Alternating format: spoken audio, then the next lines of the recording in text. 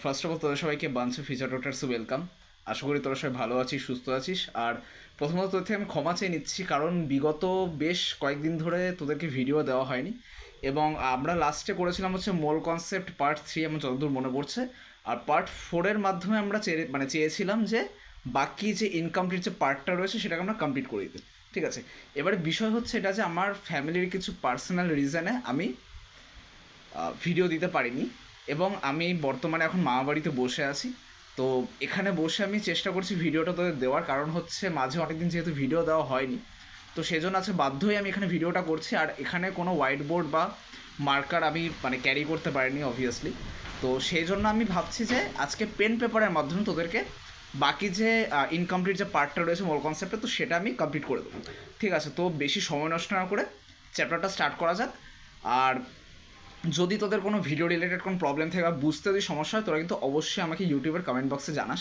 ঠিক আছে, আর ভিডিওটা ভালো লাগলে একটা লাইক করে দিস, আর চ্যানেলটা যদি এখনো সাবস্ক্রাইব না করে থাকিস তো চ্যানেলটা সাবস্ক্রাইব করে দিস। তো সময় নষ্ট না করে চল স্টার্ট করি। আচ্ছা দেখ, এবার আজকে আমরা পড়বো হচ্ছে প্রিন্সিপাল অফ অ্যাটম কনজারভেশন, যেটাকে আমরা বলবো পিওএসি। ঠিক আছে, পিওএসি কি? পিওএসি হচ্ছে, ধর হচ্ছে একটা কেমিক্যাল রিয়াকশন দেওয়া রয়েছে, সেই কেমিক্যাল রিয়াকশনটাকে তুই ব্যালেন্স না করে সেই কেমিক্যাল রিয়াকশানে ইউজ করা যে কম্পাউন্ডগুলো, সেই কম্পাউন্ডগুলোর number of moles, number of atoms, ঠিক আছে, কি করে বের করতে পারবি, সেই প্রসেসটা হচ্ছে প্রিন্সিপাল অফ অ্যাটম কনজারভেশন। মানে এই প্রসেসটা ইউজ করা হয় এই ক্ষেত্রে। ঠিক আছে, সবথেকে ভালো হচ্ছে যে আমরা একটা এক্সাম্পল দিয়ে বুঝি। দেখ, এখানে আমরা একটা এক্সাম্পল নিয়ে নেব। H2S প্লাস HNO3, সেটা কি তৈরি করছে? NO plus S plus H2O। ঠিক আছে, এই হচ্ছে আমাদের একটা কেমিক্যাল রিয়াকশন। এইবার দেখ, এই কেমিক্যাল রিয়াকশনটা কিন্তু আদৌ আমাদের ব্যালেন্স করা নেই। ঠিক আছে, এই কেমিক্যাল রিয়াকশনটা ব্যালেন্স করা নেই। এইবার দেখ, এই কেমিক্যাল রিয়াকশনটাকে ব্যালেন্স না করে কি করে আমরা নাম্বার অফ মোলস বের করবো কম্পাউন্ডগুলোর। ঠিক আছে, এইবারে দেখ পিওএসসি রুল অনুযায়ী, ঠিক আছে, দেখ আমরা ধর পিওএসসি কিসের উপর অ্যাপ্লাই করছি? হাইড্রোজেনের উপর। ঠিক আছে, এইচ এর উপর আমরা অ্যাপ্লাই করছি। এইবারে দেখ, যে কম্পাউন্ডগুলোতে এইচ রয়েছে সেই কম্পাউন্ডগুলো নিয়ে আমরা এবারে নাড়াচড়া করব। যেগুলোতে এইচ নেই সেগুলোতে দেখার দরকার নেই। ঠিক আছে, এবারে দেখ H2S এ কটা এইচ আছে? দুটো। তাহলে আমরা কি লিখবো?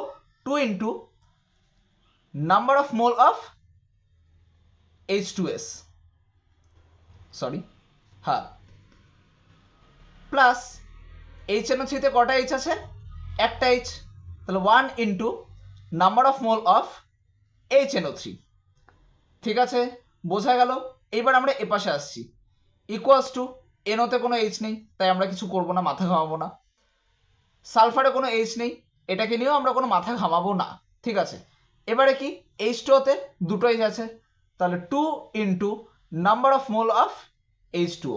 তাহলে কি একটা ইকুয়েশন হয়ে গেল না? এইবারে কি, এখানে দুটোর ভ্যালু জানা থাকলে আমি একটা আননোন পার্ট বের করে নিতে পারবো, একটা আননোন নাম্বার অফ মোল বের করে নিতে পারবো।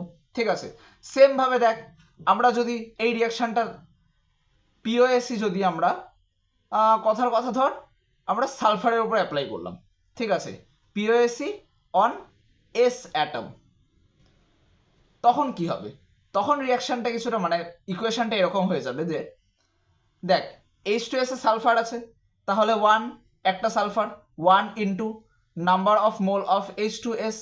এবার দেখ HNO3 তে সালফার নেই, তাই বাদ, ইকুয়ালস টু দিলাম, এপাশে শুধু সালফার এখানেই রয়েছে একটা, তাহলে 1 into number of mole of S, বেরিয়ে গেল। এটা একটা ইকুয়েশন, এটা জানা থাকলে তুই অটোমেটিক্যালি এটা পেয়ে যাবি।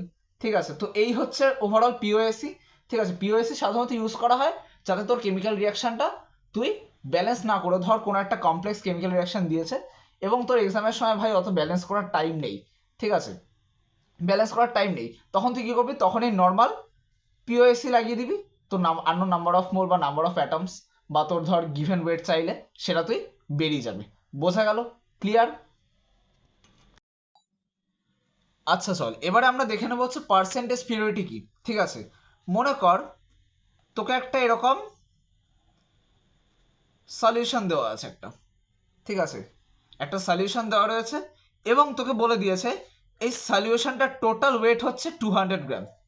কত? 200 গ্রাম। এইবারে বলেছে এই সলিউশনের মধ্যে পিওর মানে এক্স্যাক্ট কত গ্রাম NaOH রয়েছে। মানে ধর এই সলিউশনের মধ্যে হাবি জাবি অনেক কিছু মেশানো রয়েছে এবং তার মধ্যে NaOH ও রয়েছে, কিন্তু তোকে বলেছে যে এক্স্যাক্ট NaOH এর ওয়েটটা কত, কত গ্রাম অফ NaOH রয়েছে। তুই তখন কি করে বের করবি? এবারে দেখ, তোকে কোশ্চেনে এটা গিভেন রয়েছে যে পার্সেন্টেজ পিওরিটি অফ NaOH 20%। ঠিক আছে, পার্সেন্টেজ পিওরিটি অফ NaOH তোকে 20% বলে দিয়েছে। এইবারে তুই কি করে বের করবি? দেখ 20% মানে কি, মানে 100 গ্রাম যদি সলিউশন থাকতো তার মধ্যে 20 গ্রাম অফ NaOH পিওর থাকতো। ঠিক আছে, তো সেই হিন্টটা তোকে দিয়ে দিয়েছে এখানে। তাহলে কি করবি দেখ, weight of NaOH is equals to total weight of solution কত 200 গ্রাম ইন্টু 20% যেহেতু বলেছে পার্সেন্টেজ পিওরিটি অফ NaOH, তাহলে কি যেহেতু পার্সেন্ট রয়েছে তাহলে 20 ডিভাইডেড বাই 100 কত হচ্ছে, তাহলে 100 2 যা 200, 20 into 2 is equals to 40 gram of NaOH। ঠিক আছে, তাহলে কি 200 গ্রাম সলিউশনের মধ্যে পিওর NaOH রয়েছে হচ্ছে আমার 40 গ্রাম। ঠিক আছে, এই টপিকের ওপরই তোকে আবার ঘুরিয়ে ফিরিয়ে কোশ্চেন দিতে পারে। কিভাবে? দেখ, তোকে ধর ওয়েট অফ NaOH বলে দিয়েছে, তোকে পার্সেন্টেজ পিওরিটি বলে দেয়নি। ঠিক আছে, তখন তো পার্সেন্টেজ পিওরিটি বের করতে হবে। তখন কি করতে হবে, এই 20 জায়গায় ধর তুই কিছু একটা সাপোজ করে নিবি, এক্স ধরে নিবি, X divided by 100 into 200 equals to 40। ঠিক আছে, তখন তুই এখান থেকে আননোন এক্সটা পেয়ে গেলি, তাহলে তো পার্সেন্টেজ পিওরিটি বেরিয়ে গেল। বোঝা গেল? এইভাবে হচ্ছে কোশ্চেনগুলো সলভ করবি। ঠিক আছে, আজকের মতন চ্যাপ্টার এখানেই শেষ করলাম, মোল কনসেপ্ট এখানে শেষ হচ্ছে। এবারে দেখ, মোলালিটি যে কনসেপ্টগুলো রয়েছে, ঠিক আছে, কনসেন্ট্রেশন টার্মস, এগুলো সলিউশন চ্যাপ্টারে করাবো, সলিউশন চ্যাপ্টারে স্টার্টিংয়ে করাবো, কারণ সলিউশন চ্যাপ্টারে ওগুলো বেশি লাগে এবং ওই চ্যাপ্টারটা পড়ানোর সময় টপিকগুলো পড়ালে তোদের বুঝতে আরও বেশি সুবিধা হবে। তো আমি কি করেছি, ওই টপিকগুলোকে আমি সলিউশন চ্যাপ্টারের পার্টের মধ্যেই রেখেছি। ঠিক আছে, তো আজকের মতো মোর কনসেপ্ট শেষ। তো ভিডিও রিলেটেড যদি কোনো প্রবলেম বা কোনো কিছু বলার থাকে তোরা আমাকে ইউটিউবে কমেন্ট সেকশনে জানাস। ঠিক আছে, আর ভিডিওটা যত পারিস শেয়ার করে দিস বন্ধুদের সাথে, আর চ্যানেলটা সাবস্ক্রাইব করিস যারা এখনো সাবস্ক্রাইব করিস না। ভিডিওটা ভালো লাগলে অবশ্যই একটা লাইক করে দিস। কেমন? ভালো থাকিস, সুস্থ থাকিস, আর যতক্ষণ না পর্যন্ত ভিডিও আসছে ততক্ষণ পর্যন্ত বেস্ট অফ লাক, ভালো থাকিস।